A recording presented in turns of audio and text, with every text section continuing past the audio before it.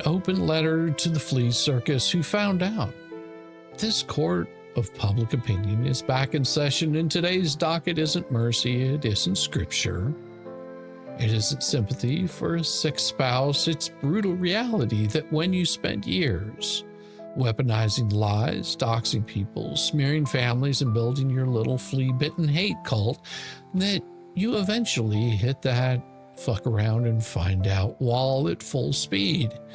And here you are, every last one of you, crumpled in a pile of your own hypocrisy. Well, let's start with paint chips. This fat, wheezing televangelist wannabe struts onto the flea-ridden live stream and delivers an ultimatum like he's Moses with a mic. Drop Brian Gray Bone Crusher out of the case as an act of Christian mercy in return. Well, he might, maybe, possibly consent to being served. Excuse me?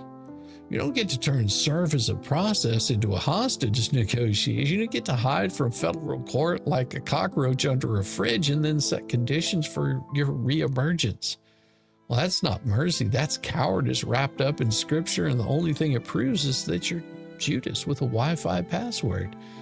You didn't want to be merciful. You wanted to rewrite the lawsuit in your own terms. You thought you had leverage when in reality you've got nothing but a sagging chair, a bloated ego, and a Substack that nobody reads, no matter whose picture you put up there that's not yours. And then there's Ray, a recast by his clown show of a Saint Ray of Gainesville, the holy martyr with a sick wife being persecuted by Jeremy Hales. Give me a break.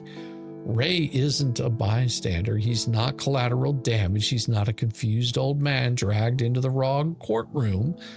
He is a named defendant. He's part of the circus. He chose the company that he keeps. And now he sits in the docket as a co-defendant, not because of his wife, not because of Hales, but because of his own actions. The sympathy play is really pathetic, Ray. If hardship erased liability, every fraudster in Florida would show up dragging an oxygen tank and a handwritten sob story. But Ray isn't absolved by pity. He's just another cog in the anti-what-the-Hales machine.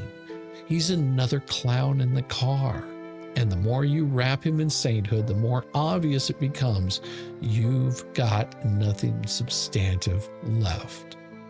Meanwhile, the Flea scuttles around hacking up Flynn into a headset, calling it strategy. This woman has turned all stall tactics into a pyramid scheme. She's not giving advice. She's running an MLM called Delay Forever. She hides behind avatars because her webcam would file for a protection order. Her entire shtick is weaponizing procrastination, and she actually thinks the court gives a damn about her excuses.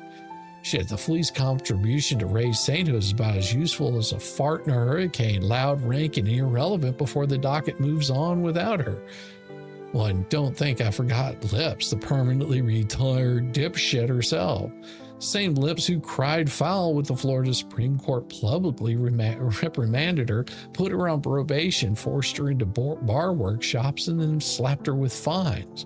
This is the same legally Lips who signed a guilty plea because the evidence of her misconduct was too heavy to deny, then fled into permanent retirement the second the next round of complaints landed. Well, that's not martyrdom. That isn't persecution.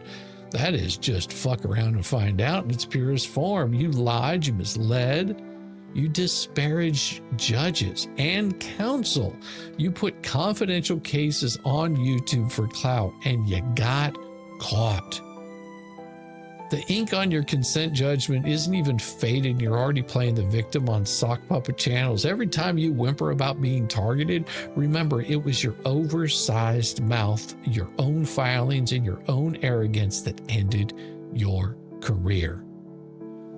What about that slobbering fucktard vomit? Oh, the perpetual cackle track nodding and sculling. That's right, Richard. As though echoing lies makes them true. Hell, he isn't a journalist. He's a laugh track with an ego bigger than his mouth. If gullibility had a sound effect, it would be his own voice. And of course, there's the swamp-tard Robbie, once a Discovery Channel curiosity, now demoted to Discovery shame file, reduced to nodding along with convicted felons' sermons. From wrangling gators to wrangling delusion, Robbie, even alligators are embarrassed for you. Hell, this entire crew actually believes, truly believes, that their podcasts matter more than the federal docket. They think judges are just going to sit in their chambers weighing whether Jeremy Hills passes the Christian mercy test before issuing orders. They think sermons, sympathies, sob stories, and middle school arguments about which hair metal band was better somehow carry legal weight. Well, nobody, especially judges, don't give two shits about Poison versus Def Leppard. They care about filings. They care about deadlines. They care about the law. And on that ground, every single one of you keeps tripping over your own shoelaces. That's why I use Velcro. You were warned over and over again. Stop going after people. Stop smearing families. Stop filing garbage. Stop playing vigilante law from your nicotine-stained basements and garages. But who knew? You didn't listen. You doubled down. You kept pushing. You thought you were invincible, and now you found out. This is your fuck around and find out moment. Paint Chip thought scripture could erase subpoenas. Hell, the Flea thought wheezing excuses could outlast deadlines. Lips thought that spinning conspiracies could erase her bar record. Hell, Vomit thought cackling could substitute for credibility. And dumbass Robbie thought nostalgia could substitute for relevance, and you all thought wrong. The verdict of this court is final. You're frauds, hypocrites, and clowns who mistook live streams applause for immunity. You're sentenced to perpetual ridicule, eternally mockery, and lifetime banishment to the Shizzy archives, where every fuck around and find out moment gets preserved for future generations as a cautionary tale of what happens when the dumbest people alive decide to cosplay as crusaders, and the case is closed. Mercy is denied.